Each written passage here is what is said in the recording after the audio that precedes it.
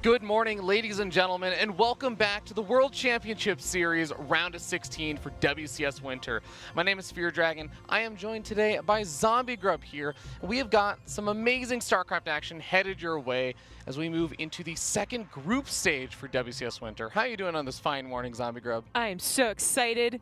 As opposed to going on stupid dates and hearts and things, I get to go into the world of StarCraft. I mean, we got a date with awesome StarCraft. That's about the best date you can get. Because you know what? Awesome StarCraft always calls you back. Well, I don't know about that. But of course, ladies and gentlemen, if you are new to WCS Winter, if you're not familiar with the format, let's go over it one more time for you guys. Of course, we had the round of 32 happening last week, the week before that, and the week before that, as we had a bunch of groups playing out. And this week, we are going to be moving into the round of 16. These are group stages. The top 8 players will be moving on to the round robin format, where it's going to be a round of 8. And then from there, the top 6 are going to move to an offline finals. Pretty awesome format, and it's nice that we're finally moving into the other stages of WCS Winter now. Yeah, the round of 16 is seriously stacked, and then the round robin, which unfortunately I'm not going to be there, and I'm actually super jealous of you guys, but is going to be super cool. Just the whole way that the winter is set up is very interesting. Absolutely. And of course, ladies and gentlemen, if you're not familiar, we are going to be playing for a $60,000 prize pool per region. That's $60K for Europe, $60K for Americas, and of course $12,000 to first place. All the players that got knocked out last week and the week before still walk away with $675, and everything in between, as you guys can find here, and also in the WCS rulebook. Yeah. Just, you know, on a casual Saturday morning, just flipping through that rule book. This is actually, you make a joke about this, but this is what I actually do for fun in my spare time, is I go through the rule book. I know, because you've seen me, and you'll randomly get messages from me and be like, Zombie Group, did you know? But, guys, it's going to be a pretty fun day, because we got some really good players playing today. This is, as Nate said, this is where all of the top players have made it to, because that's how a tournament works. The best players get to move on, so the further we get into the tournament, the higher tier, the caliber of all the players is going to be. And man, this is a pretty awesome group. The first match, as you guys can see, is going to be Drogo versus Reynor. Then we're going to be moving into Mana versus Namshar. Namshar. He's nomming on those chocolates for Valentine's Day. Is he? But of course, then we're going to go into lower bracket match, winner bracket match, decider match. So a lot of good StarCraft today. A lot of Protoss versus Zerg, maybe a little PvP, maybe a little ZvZ. Maybe. Wait, ZvZ. Yeah. Yeah, I guess. Namshar. I guess that could happen.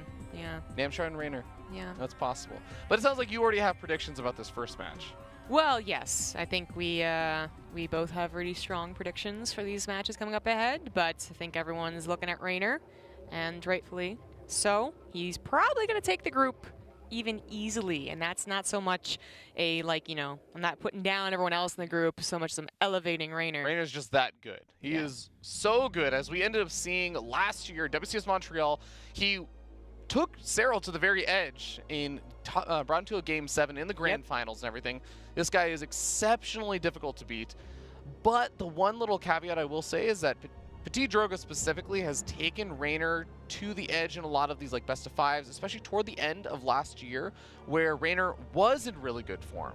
So I'm with you. I still give a heavy favoritism to Reynor just as being a really, really good player right now that's just unbelievably strong. And Drogo had a little bit of a tough time at the round at 32, but this is arguably one of his best matchups historically.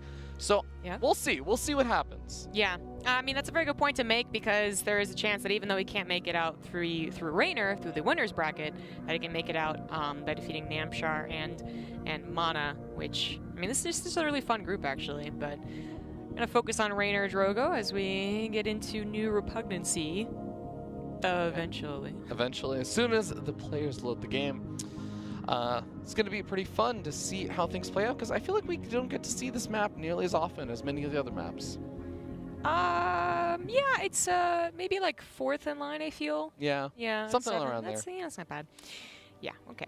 Well, let's do it. We're going to be starting down here in the bottom left-hand corner of the map, top of the blue Protoss player. He is PtitDrogo.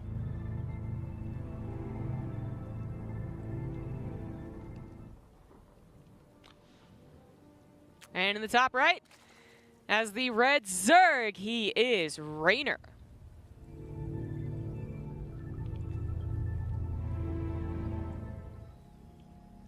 Yeah, all right, so ZvP. As you said, Drogo, one of his best matchups here, and this is something that, I will say on the flip side, Reynor might sometimes stumble against Protoss. So that's a very good point. I think Reynor, when I saw him in some of the qualifiers earlier this year, had some troubles against Protoss that I wouldn't expect. So maybe that is the matchup that I feel the least confident, because obviously there's a ZVZ with Serral. He has that kind of on lockdown. ZVZ's rather good for Reynor. His versus Terran. His style just fits so well with that, right? Yeah. We don't have a lot of Terrans in Europe anyways. But then Protoss, so many chances. So many games I've seen that Reynor not quite look as strong. Yeah, for those who don't know Reynor's playstyle, if somehow you missed out on a lot of last year, it is a very exciting run-by harassment-based playstyle where he's constantly on the counterattack. He's facing annihilation and doom and destruction at his front door, and he's sending links to his opponent's side of the map, doing counter damage, and then narrowly managing to figure out how to defend. He's so good at that and just taxing his opponent's APM.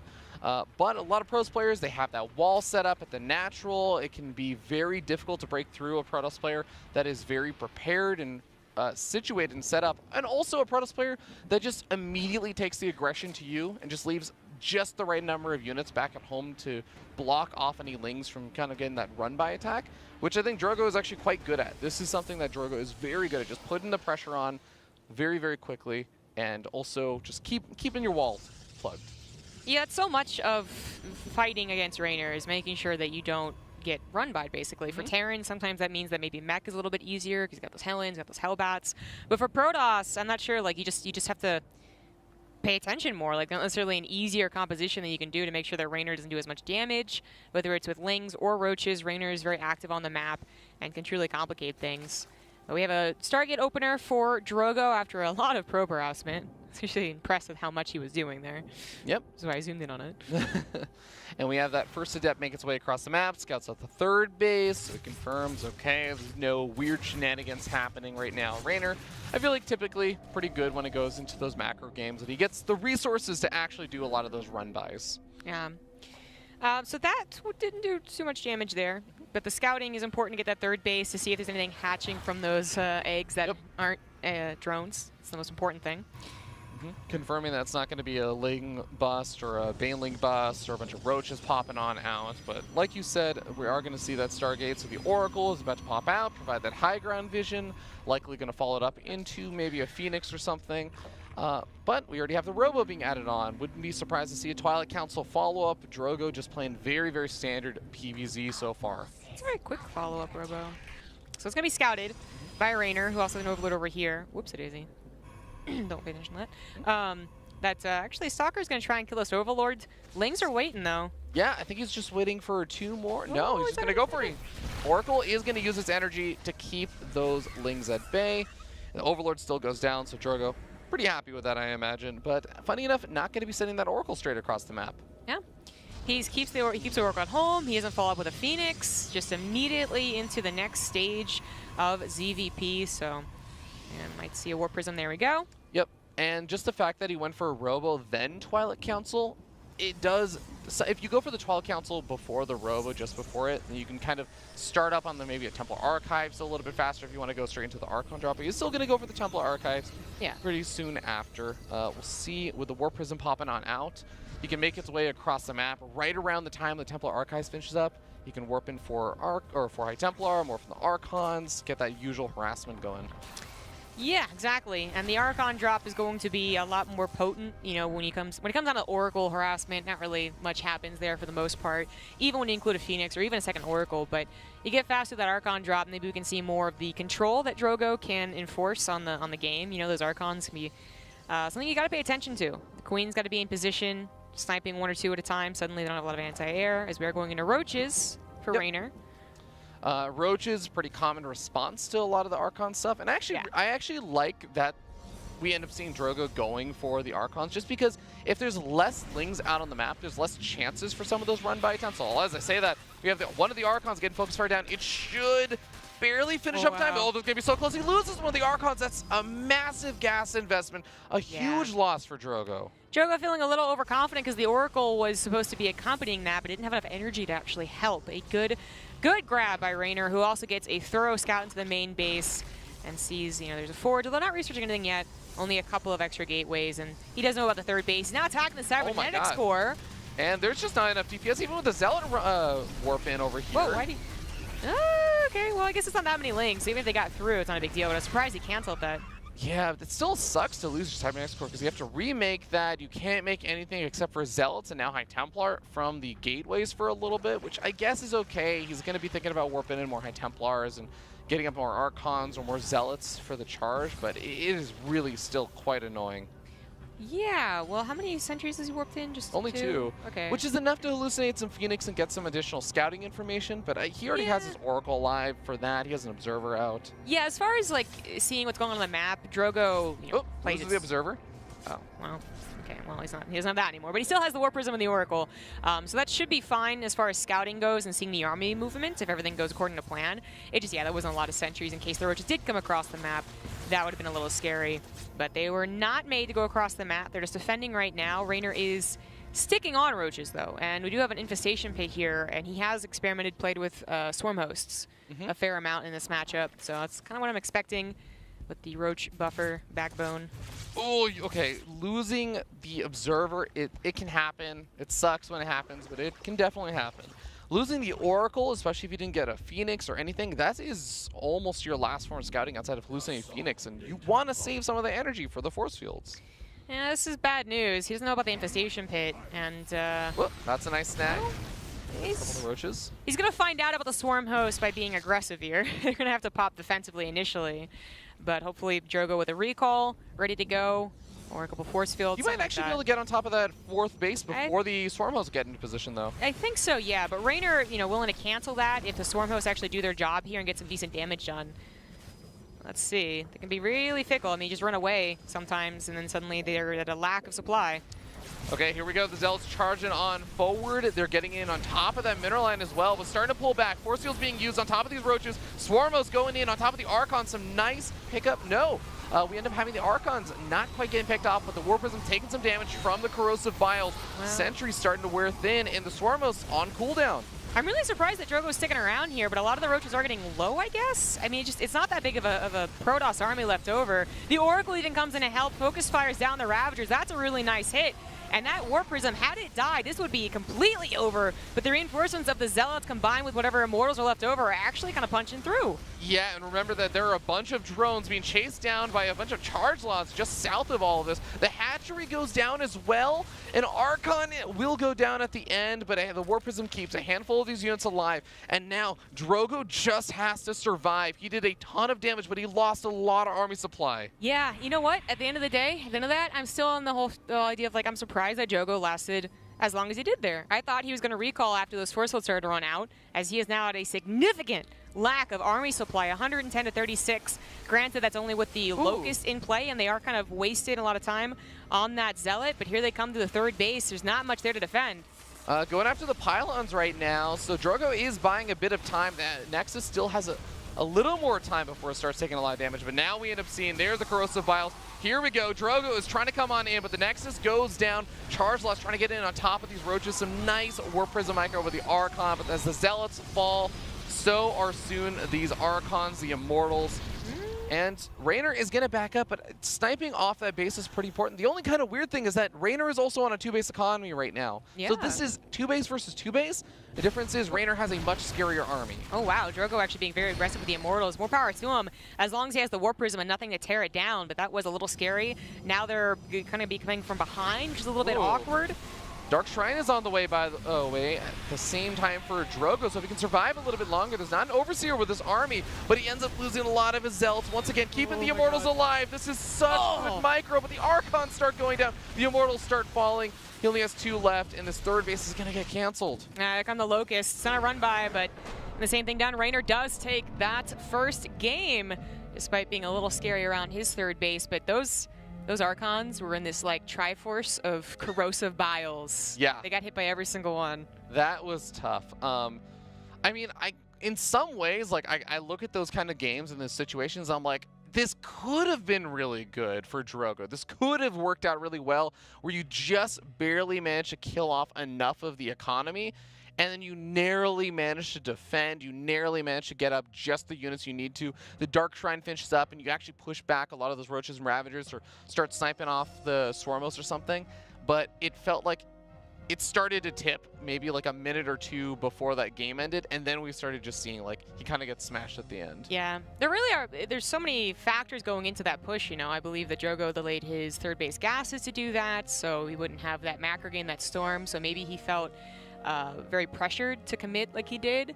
And if he didn't, if he just thought that that was going to be a good attack, I can see that too. It was a decent one for a little while there. Perhaps the Locusts were a big surprise. He never scouted the Infestation Pit. Maybe he was expecting Hydras, which would have done very poorly against those force fields. There's so many things that could have gone differently, but the Swarm Hosts ended up being the right choice and just barely out in time. Yeah, it's one of those games also where you look at all the small little things. Like imagine if you had one more Archon to help out with the harassment or something and keep Reynor at home for maybe even just a little bit longer because it didn't get sniped off by the Lings. And then he has an Archon back at home to buy a little bit more time. It's like all these small little things really add up in that game, I think, as well. So we'll hope to see Drogo maybe be able to make a little bit more of that kind of defense, or I guess the offense in his build work out a little bit better this next game. Yeah, I would. I mean, I don't mind it being aggressive and the attack being quite dedicated. Yeah, I think that's a fair thing to do. But maybe I actually would like to see him be a little more cautious, pull back, play into a macro game a little bit longer. That's where I think that a lot of Zergs do find themselves. How do you feel about doing that versus Swarmos specifically? Because I feel like that's one of those things where you either want to get really into the macro game or you want to hit them right before the Swarmos really kick into gear. Well, I think you should hit them before the Swarmos kick into gear just to control the game, but I don't know about dedicating versus them, right? That's fair. Which was the problem, you know. If he had kept his army alive and just positioned around the map and had all those gases, then the Swarm Hosts hopefully aren't as, as capable of getting those really good Locust waves, but that's what ifs, right? We're into game number 2. And in the bottom right, down 1, it is the blue Protoss Drogo. From his new team, Makers, which is formerly known as Iron Chain. Yeah.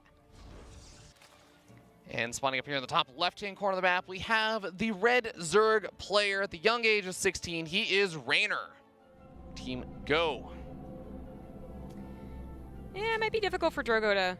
I mean, it's, every player's individual. They all have their ideas about how the matchups are, but where some Zerg players seem to really struggle during that later mid-game when that Immortal count's up higher, and it seems like maybe Zerg's a bit weak at that point, then the Protoss will say, well, if I don't win before they get to Broodlords, then I'm the one that's in super big trouble.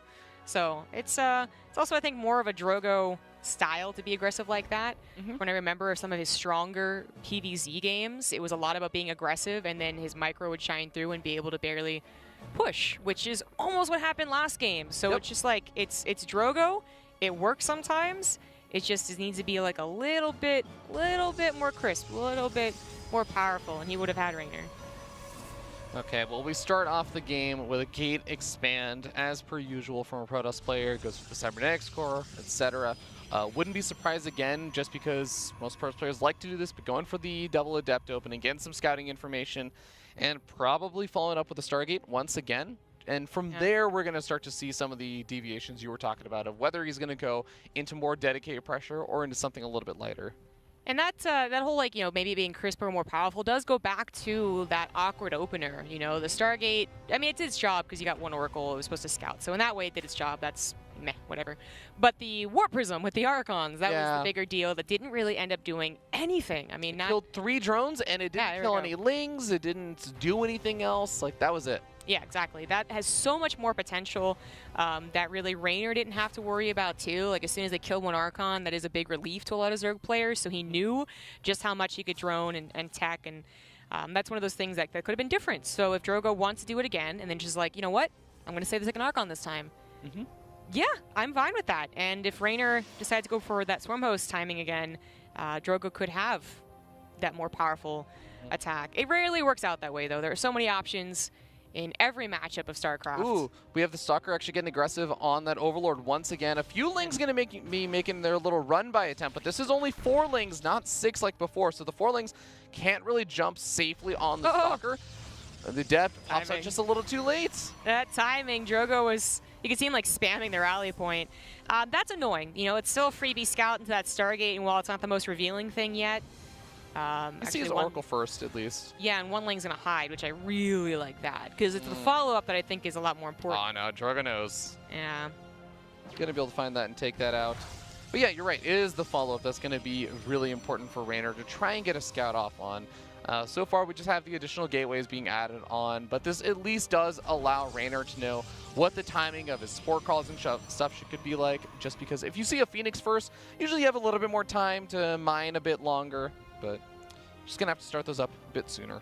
Yeah, not too big of a deal. Don't have any drones at third base. Certainly have to waste any time there. 2 queens with a natural. That's how it's going to go for a little while. It is going to be that second Oracle. This Overlord is not just going to stay around looking for those gas timings. It is going to head to that main base, which unfortunately Drogo can't do much about. Yep. Ooh, gets a drone kill after forcing a cancel on the Spore Crawler. So the Oracle getting something there. And of course scouting out the third base, and hopefully should be able to see some larva popping drones. So he's going to have 4 Adepts pairing up with 2 Oracles then, which this Overlord's a little late to seeing, but the Lings see aggressive Adepts, so maybe he'll be a little more on guard. Already loses one of the Adepts though, and one of the Oracles used a lot of its energy just trying to go after the Spore Crawler, getting 1 kill. The Adepts end up shading back, and the Oracles try going in with some of the Adepts on the other side of the map. Gets a Queen, might get a second Queen over here. Yeah, but is that what you want? I mean, if you get the Queens so that the drones are suddenly open, then it is worth it. And I guess the Lings were used offensively, and he wasn't building any, so yeah, that actually worked out how you would hope. The Oracles live, the Adepts get on top of the drones, maybe not as much as you would hope, and they finally are being surrounded by Lings. There we go, but at least 5 drones went down. Yeah, it was a bit more damage than I thought actually was going to happen, but you're right. Getting a couple of the Queens also still annoying. There's only 2 Queens and 3 hatcheries, so he's kind of missing on a few larva injects at a pretty critical time. But now we'll see if the Lings are able to get some damage done now that the Oracles have effectively no energy whatsoever. A couple of Adepts are warped in back at home, and it seems like it's going to be enough. Reynor not going, you know, into a lot of Lings very quickly, but certainly a decent amount. Okay, well, I think the second warp in, that's going to be a safe defense. It got a little bit scary for a moment because the Adepts were making their way around or away from the wall-in area, so it's going to be a lot of surface area if they got surrounded. But there's the double Robo, and we're going to be seeing a lot of Immortals pumped out. But interestingly, this game is going to be a Baneling Nest from Reynor. Yeah, he's already investing in that +1 melee, so going to stick on that Ling, Baneling, probably Hydras as the game goes on. Has delayed his lair as much as he'd think he could have, and that's totally fine. He's going to finish like 620. So then the Hydralisk end, but he's got a lot of potential with these Lings because it's Reynor. Yeah, I think this is the thing I like about Reynor being able to go into Baneling Nest. I feel like this is a lot better suited to his style. The Roaches are great and all, but it's when he's allowed to make a lot of Lings, when he's allowed to make some things like Banelings for big Baneling run-bys as well. That gets really scary, and because there's no Archon drop opening, it's a lot easier to go for that kind of style. Yeah, I mean, and to really touch on that, there's no pressure to the Zerg in this game, really. There's the 5 drones, which was like an okay amount, I guess, but otherwise Reynor has gotten to 66 drones rather easily. He's building up those Lings to keep control of the map, and Drogo's still in that position where he's a little light on the Immortal count. Charge not quite done. It's certainly scary, but Reynor not going for a huge bust or anything, just looking for opportunities. Whoa, okay, this is a very aggressive dive with those Lings. Loses a decent chunk of them. Forces out a lot of Force Fields, though, and I think there's only maybe 2 Force Fields left over. I think that's exactly what he was hoping for, in that the Lings would not be caught in them, which they were not. So this is still good for Reynor as he sees the move incoming. Charge is finishing up. Drogo's trying to hit this very pristine attack, but okay, not quite with these gateways done, but +1 has finished up. Oracles are over here to help defend the third base, but is that going to be enough? It is enough to scare Reynor back. Reynor pulls back, forces some energy from the Oracles, and is going to come home to try and defend. The Baneling's about to finish up, though. He did buy a little bit of time, just forcing Drogo to deal with all that, and he might be able to grab the sentries here. Nicely done.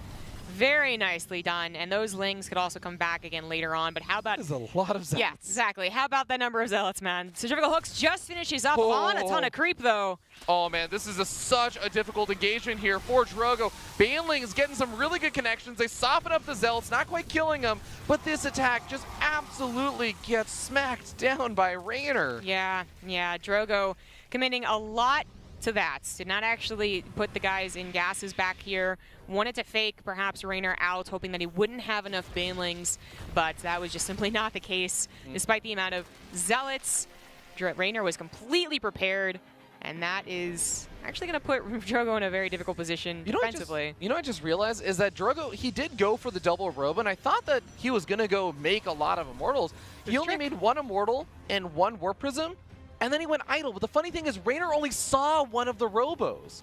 So I think this may have been a bait from Drogo to think like, hey, I'm going to try and get up my Immortal count, then go for a push or something. But he goes for a lot of Zealots, and Reynor just didn't scout the second Robo, so he didn't actually expect that coming. That's a very good point. You know, I was pointing out the gas is not actually being taken. That's something also that Reynor only saw one of them anyways. Like maybe there was a higher level trick that just really didn't get to be executed, as Reynor was still totally prepared, still had only partial scouting.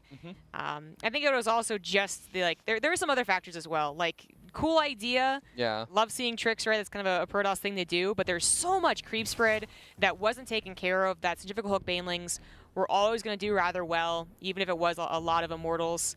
And this is still an issue for Drogo. He's really lost control of the map, lost control of the game, and just he's going to go for their attack, it looks like, not go down the path of just macro and defend. But I'm not sure that's going to look pretty, again, with all this creep spread, with Reynor controlling it. Yeah, I don't know how Drogo is going to be able to make this kind of engagement work unless he just gets an absolutely phenomenal position with those Archons or something. But Zealot counterattack on the south side. This is one way to try and bring things back. But look at this. Banelings are already here alongside those Hydras, shutting that down. This maybe opens up an opportunity for the army to move up to the north side, but he doesn't actually even get the creep tumors over there. And that Baneling drop, like you pointed out, is heading its way on the north side of the map to try and get some damage done to that third. You know, Drogo's expanding, which I do prefer this. I think if he had moved in and just tried to win the game desperately, I think he would have died. Oh my God, that's so many Archons. But he doesn't go up to Storm or really add in a ton more Immortals. He is still just mostly on these the Archon charge lot. Not many spellcasters in here.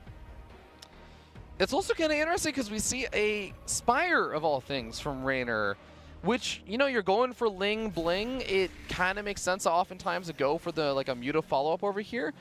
But is that going to... Okay, it's with the Hive, though, so I guess that's for the Greater Spire, right? Is Reynor actually going to be able to safely get up to that, though? Well, that's what he's going to try and do here. I mean, it's very possible. Drogo is getting a very... Oh, my God. A very mighty army with those Archon counts, though. This is going to be scary. And now the Hydras get a good look at what the army type is. It should be scaring Reynor a little, but he has the ability to max out, and he has the ability to get those surrounds and concaves and use his creep spread. So I think he is fine to get to Broodlords. He just has to take a good enough engagement to make sure he has a supply to. And oh my God, he finds the Zealots over here as well. That's a really nice catch. Yeah, I can't actually take them on though. Yeah, I mean, still just finding him, it says, okay, I know about this. Do you really still want to commit to it? And PtitDrogo is going to pull back. There's the Greater Spire starting on up, and Drogo going for an attack. This Archon count is really quite intimidating. Yeah, I mean, Archons do quite well in soaking up Baneling hits. They handle the Lings really well. And, well, okay, those elves are dead. Yeah. Reynor anticipated them eventually moving in. Now he's taking care of them. He can control the run-bys, as Drogo knows that, tries to get back home. He has no wall? No, that is actually just a full wall, so. Yeah. He knows who he's playing against. Yeah. Oh, gonna get the Cybernetics core again. Yes, he is. Yeah. I think that's worth it. I don't know about taking on the Lings, the Zealots as well. I mean, if you consider the fact that the Greater Spire is almost finished, you kill the Cyber Core, you delay any Stalker Warpins if that Greater Spire gets scouted immediately, because that's the immediate, oh my God, there are Broodlords coming, I need something to deal with them move. Blink is starting up, though. It seems like Drogo maybe has an idea about this, and nice stasis trap. Where is actually that hive? Yeah, he saw the hive with something there. So the banelings got dropped off and then just rolled in to kill 8 probes. Not too impactful, really. It's more about this main attack. There's so many Archons. They're going to easily chew up the banelings. But what about the Hydras? They get a good concave. Maybe they can start rubbing through it. Maybe the sheer amount of banelings will be enough.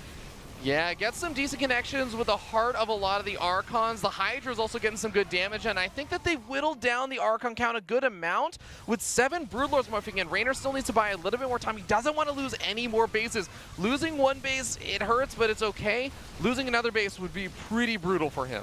His Broodlords are found out, but when they hatch, there they go. They can actually back off and actually be out of the Archon range. They don't really have to, as only one of them dies. A couple more are going to finish up here. The base is taking some economic damage, 14 drones going down, but the base lives, and this army is a bit trapped. Is he going to recall? Does he have a recall?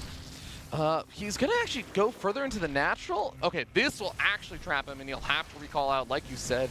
But half of the army ends up splitting off away from the natural. The Zealot's just trying to get more drone damage done. I think that's a good call in the sense that he still has to get some more economic damage done. We still had 55 workers left over for Reynor, which is an okay amount.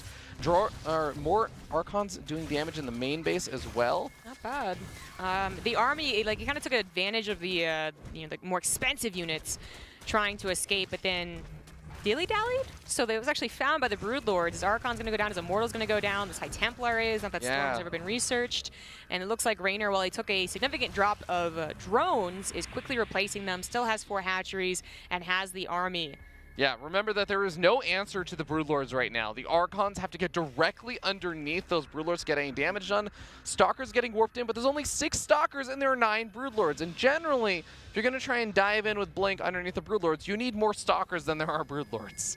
Not to mention there's heavily upgraded Lings. They do have +3 Anadrenal Glands to help chew on those Stalkers if they blink forward. Nice pullback there from Drogo. Doesn't take too much damage. A lot of Banelings being used over there. We end up having some Zealot run-bys, getting actually a good amount of worker damage done. 9 workers, and the Warp Prism still making its way over to the natural.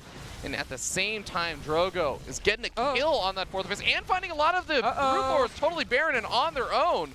That is a very big deal. Already a nice grab with a hatchery, but then it turns on him as the rest of the army comes through here. He desperately blinks to take care of the Broodlords, or what about the rest of the army at this point? Drogo dips below 80 supply, desperately warping in Zealots in the main base to buy more time. Yeah, Warp Prism also taking damage from the Spore Caller, gonna have to back up. The Zealots, like you said, they're only here to buy time. They're not actually even here to do that much more economic damage. Drogo just lost such an expensive army. How is he going to be able to replace it? Sure, he did kill a lot of the Broodlords, but those Archons are so costly. Yeah, exactly. I mean, the Stalkers can only do so much. I mean, they're actually great against Broodlords that are left alone or not that great of numbers, but now it is more about the Hydras again, as the Stalkers can't really match up against them. The Banelings get some really nice connections there. Yeah, +3 weapon Banelings, one-shot those workers, no problem. +1 flyer attack on the way here for Reynor as he realizes this is going to be all about keeping those Broodlords alive, getting the damage done. He shuts down the Warp Prism and taps out. Reynor is going to take the second game in the first series. Yeah, he's going to take the first series. There you go. I mean, it was convincing. It wasn't the easiest 2-0, but it certainly was convincing. Yeah. Drogo tried some attacks that, like, I've been saying all these ifs and, what about this, that could have worked against a lesser Zerg, perhaps. Maybe Namshar will be caught a little bit more by some of these mind games that were going down with the robos, like really cool ideas. Just that Reynor still seemed to be totally fine even without scouting or seeing the incoming attack or anything. It is tough. But congratulations to Reynor. He ends up going into the winners match with a 2-0 in his first series, so looking very strong today. And Drogo is still going to be in the group. He just goes down to the lower bracket match, and we'll be seeing in just a second who he's going to be facing off against, whether it is going to be Namshar or if it is going to be the other Protoss player in this group. Mana has a verse Alpha Star stat on the ticker. Oh, really? Yeah. That's fantastic. That's also really unfortunate because that stat is not that great in his favor. It's like 17%. But he won the last series versus Alpha Star, which is the most important series. Yeah, obviously. Probably more important than this upcoming series. Mana versus Namshar. Probably more important. Yeah. I don't know about that. Little more money on the line for this one. Yeah, a little bit. But all right, guys, as we said, we're going to be moving into Mana versus Namshar, another Protoss versus Zerg. Loser is going to go down to face off